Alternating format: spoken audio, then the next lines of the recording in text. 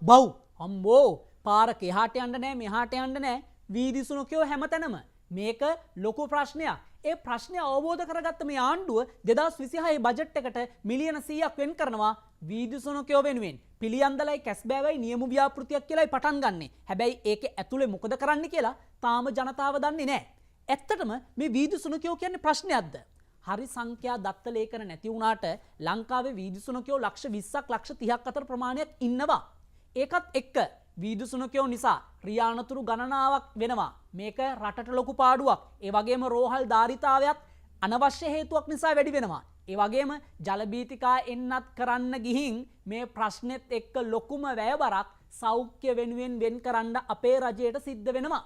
මේක එතකොට ලොකු ප්‍රශ්නයක්. මේ ප්‍රශ්නෙට විසඳුමක් තියනවද?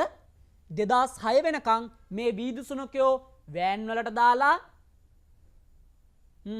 නැති කරා. හැබැයි 2006 දී ලංකාවේ තිබුණු අර සංස්කෘතික රාමුවත් එක්ක එහෙම කරන්න එපා කියලා ආපු බලපෑම් එක්ක 2006න් පස්සේ ඒ බලුවෑන් සංස්කෘතිය ලංකාවේ නැති වුණා. හැබැයි මේ ප්‍රශ්නය විසඳුනේ නැහැ. 2008 දී මේ ආණ්ඩු තීරණය කරනවා මොකක්ද? වන්ද්‍යාකරණ සැත්කම් වලට යන්න.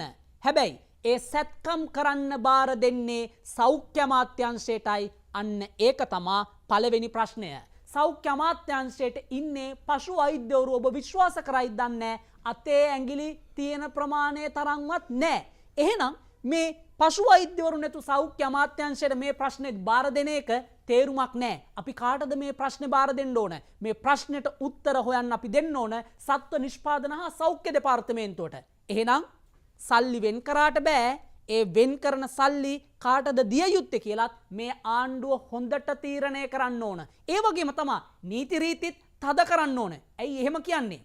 පාරේ තොටේ ඉන්න බල්ලෝ ටික වන්ද්‍යාකරණය කළාට ගෙදර ඉන්න බැල්ලිට පැටවු ටික ආවහම ඒ පැටවු ටික පාරට දානවා නම් පන්සලකට දානවා නම් කෝවිලක් ළඟට ගාල් කරනවා නම් මේ ප්‍රශ්න ටික විසඳන්න බෑ. එහෙනම් නීති රීතිත් තද වෙන්න ඕන. ඒ වගේම ඔබ හිතනවා නම් මේකට හොඳයි සත්ව අනාථාගාර කියලා වැරදි. මෛත්‍රීපාල සිරිසේනගේ ජනාධිපති ධූර කාලයේදී නෙල්ලිකුළමේ රනිල් වික්‍රමසිංහ ජනාධිපති ධූර කාලයේදී ත්‍රිකුණාමලය ඒ වගේම වෙන්නපුව ප්‍රාදේශීය සභාවත් එකතු වෙලා තැන් වල හැදුවා සත්ව අනාථාගාර.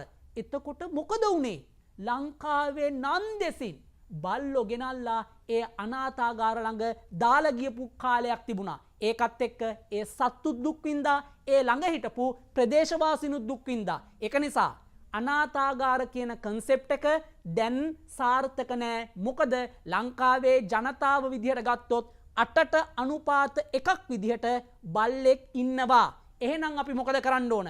මේ ප්‍රමාණය අවම කරගන්න ඕන. අඩුම ලංකාවේ ජනතාව 20ට එක බල්ලෙක් එන අනුපාතයකටත් අපි හදාගන්න ඕන. එහෙනම් අපි කාටද මේ මුදල් වෙන් කළ යුත්තේ? මිලියන 100ක් ඒ වීදි සුනකයොන්ට වෙන් කරපු එක සුපිරි. හැබැයි අපි ඒ සල්ලි දෙන්න ඕන සෞඛ්‍ය අමාත්‍යාංශයට නෙමෙයි. ඇයි මම එහෙම කියන්නේ? 2024 දී වෙන් කරපු සල්ලි වලින් 150ක්වත් වියදම් කළා නැහැ. 2025 දී මේ අවුරුද්දේදී මිලියන 184ක් වෙන් කරාට තාම වියදම් කරලා තියෙන මිලියන 27යි. මේවා තමයි ප්‍රශ්න. ඒවා මහා භාණ්ඩාගාරයට යවුවා කියලා මේ ප්‍රශ්න විසඳෙන්නේ නැහැ. එහෙනම් අපි සත්ව නිෂ්පාදන හා සෞඛ්‍ය දෙපාර්තමේන්තුවට අනිවාර්යෙන්ම මේ ප්‍රශ්නය වගකීමක් විදියට බාර දිය යුතුයි. එහෙම දෙන්නේ නැත්තේ ඒක ඇතුලේ කවුරු හරි මේ සල්ලි ගිල ගන්න බලාගෙන ඉන්න රකුසෙක් ඉන්නවද? අන්න එහෙම වුණොත් මේ ආණ්ඩුව ඒකත් එක්ක බලු වෙයි කියලා අනාගතයේදී අපිටත් හිතෙයි. අපි බලමු මේ ප්‍රශ්නෙට ආණ්ඩුව සාධාරණ නෙමෙයි හරි උත්තරයක් ගෙනෙයිද කියලා අනාගතයේදී.